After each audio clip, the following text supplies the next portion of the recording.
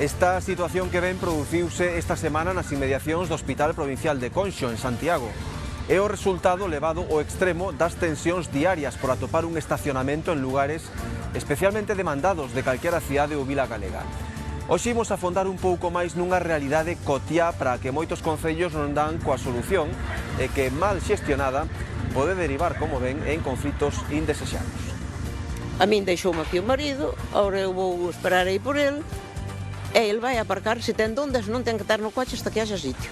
Muchas veces es más fácil que me dejen aquí y entrar a mi cita a mi hora, mientras buscan aparcamiento que normalmente no hay.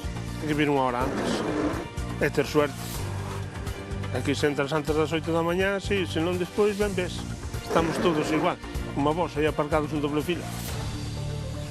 Boas tardes, venres 5 de decembro, benvidos ao Galicia Noticias. Os veciños de Trasmiras, en Ourense, viron cumpridos os seus peores prexaxios e van quedar finalmente sen cuartel da Garda Civil.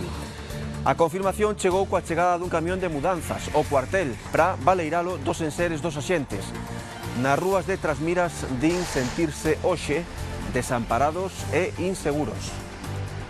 Que o peche pareceme moi mal, porque é unha oficina do Cuerpo da Guardia Civil que temos aquí, que xa podíamos pedir un auxilio se fai a falta, cualquier circunstancia. Repercute na seguridade de todos. Eu, como comerciante, pois, precisamente, sentireime máis insegura, supoño. É normal sentirse inseguros e sentirse de todo, porque quedamos sin nada aquí. Un novo incendio afectou esta madrugada o piso onde ardeu un cuarto o luns en Cangas. Contra unha da mañá, un veciño do inmoble deu aviso á policía local alertando do cheiro a queimado e do fume. Os veciños foron desaloxados de novo das súas vivendas. No interior do piso afectado non había ninguén porque a inquilina non puidera volver tralo primeiro incendio. Investíganse as causas deste novo, pero sospeítase que se reavivou o lume. Nos ponemos en contacto con la policía local que está en el punto, pues abren la puerta y nada, ven que está ardiendo pues una habitación del piso que había ardido ya hace 3 días. Cuando llegamos, pues nada, estaba el tiro de escaleras del edificio lleno de humo. Se procedió a desalojar a los vecinos que estaban en los inmuebles por seguridad, por si iba más. Os veciños de Baldaio, en Carballo, respiran aliviados tras a apertura da canle entre a lagoa e o mar. Os mariscadores dan a campaña de Nadal por perdida por causa deste fenómeno natural, pero alo menos os veciños esquécense por un tempo dos anegamentos e as súas consecuencias. Houbo que mover unha gran cantidade de área para conseguilo, pero os resultados xa son visibles.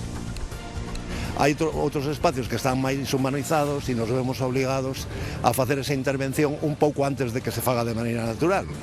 Caso de Baldaio ayer e hoxe e caso de Valdoviño pois na semana pasada. E no concello coruñés de Miño, tras 2 décadas de abandono e parálise, a urbanización Costa Miño Golf experimenta unha transformación. O número de residentes pasou dos menos de 300 aos máis de 1000 que están censados ali agora.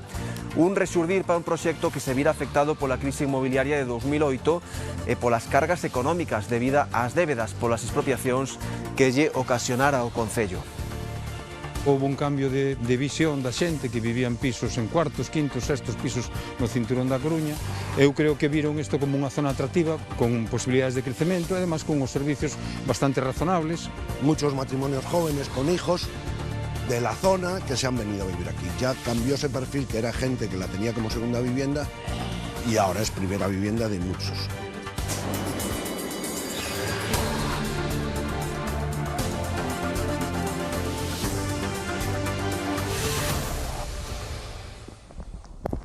Quedou en liberdade, pero imputado por homicidio imprudente.